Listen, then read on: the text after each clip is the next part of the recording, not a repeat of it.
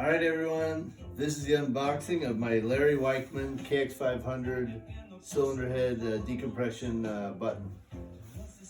Several years ago, I got ankle surgery, so it's really hard to kickstart my KX500 without having like a sore ankle for like 2 weeks.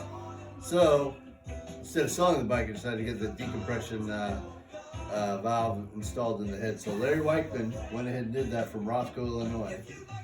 And now this is the deboxing. Let's see how he did.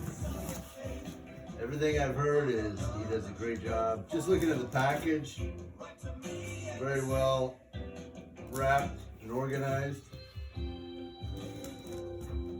Let's see what it looks like. All right, EME Connect, molding technology, papers. This should be it. And for the close-up, ta-da, wow, that is a work of art. That's amazing. Just that one little hole, there's a decompression, and now I can ride my bike and not break my ankle. Thanks for watching, everyone.